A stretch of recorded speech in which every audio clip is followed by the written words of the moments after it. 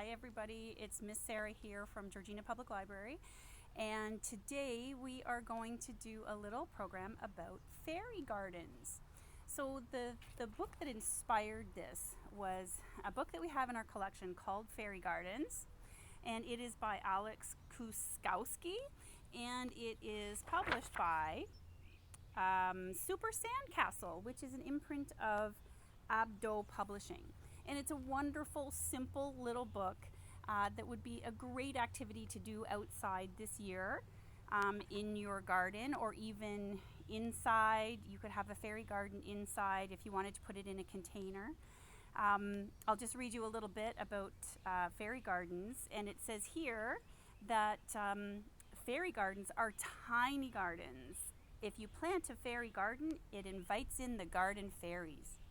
And you can include details like small homes or tiny furniture. And further on in the book, it gives you ideas about what you can do with fairy gardens. And I chose a stump. This is an old ash tree that we had cut down a few years ago now, because it was dying because of the emerald ash borer. But we left the stump, and the stump was hollow inside. So my daughter and I planted some thyme, and that's thyme, Thyme, and it's a beautiful little ground cover. But you could also do it in a pot or any kind of container, as long as you can drain water if you're going to put plants in it. In fact, you don't even have to put plants in it. But anyway, this was my inspiration for a fairy garden. And so I'm going to give you an idea of what I would like to have in my fairy garden. So as I mentioned, we have the thyme. That's a nice little plant here. I'm going to actually plant another plant. This is alyssum. And if anybody was watching the Let's Get Growing in the March or the April break, we grew them from seed. So this is the alyssum that I grew from seed that day, and it's turned out really beautifully. And I'm actually going to plant it right into the soil, into some soil in the stump. I've also got I have a little fairy, and I have some friends. I have mice, I have a squirrel, and I have a little frog and some toadstools to put in there. I also have some really pretty little rocks that I really like.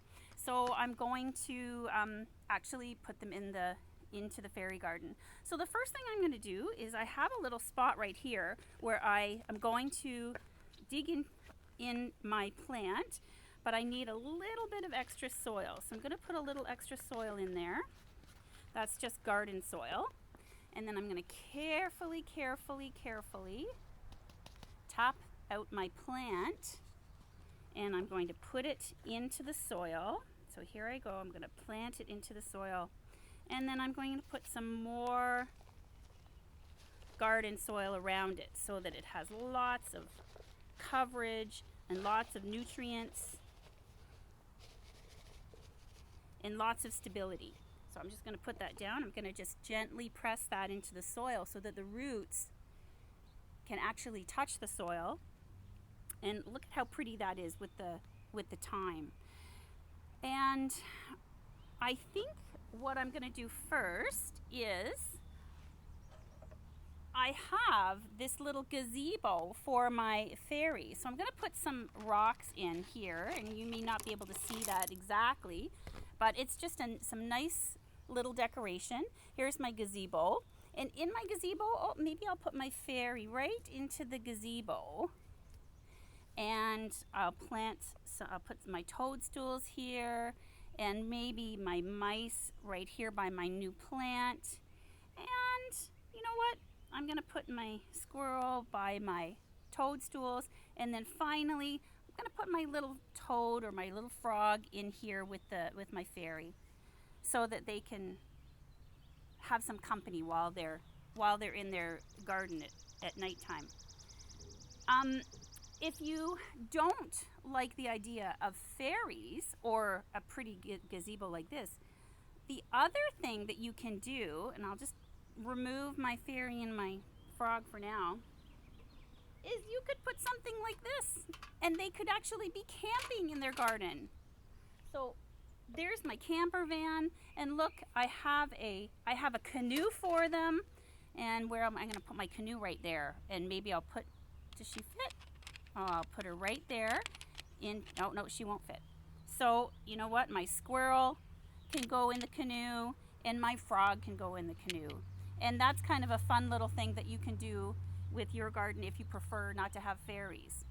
So, once I've finished my garden, I've done all my planting, I want to give my plant a little bit of water. Water it in really nicely, really well, so that it soaks all the way down to the bottom of the roots. And you might have to water this every day.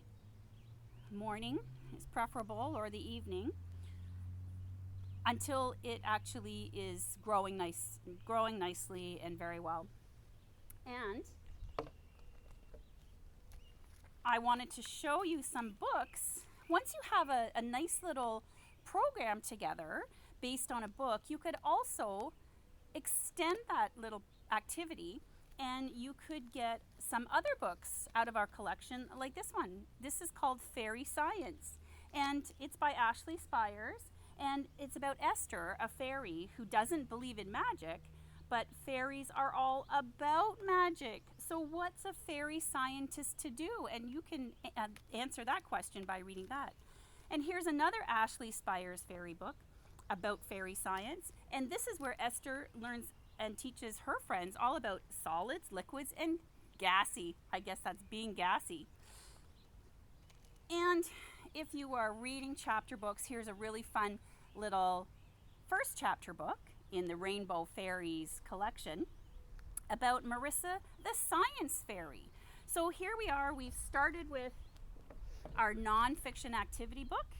We've built our little fairy garden, and we also have some wonderful fairy science books to read along with it. So that's kind of one of the things that you could do this summer when you're, out in your backyard, or like I said, in a container if you want it to be inside the house. And you can have all kinds of fun doing this kind of activity. Of course, always make sure you ask a grown-up first if you're allowed to use this, because they may need to help you gather your supplies, like a trowel or your plants or some garden soil. And so I hope you like my version of a fairy garden. I'm going to enjoy it all summer long and take care of it, and maybe change it up. Maybe I'll get some seashells or some shells from the beach, or anything that you feel like you would like to put into the fairy garden is what should be in there. Again, just get permission from a grown-up and make sure that the plants that you're planting aren't invasive, which means they're going to take over and spread seeds where you don't want them. But on just to end this lovely little program, I wish you all the best this summer. Have a wonderful summer and enjoy your fairy gardens. Bye.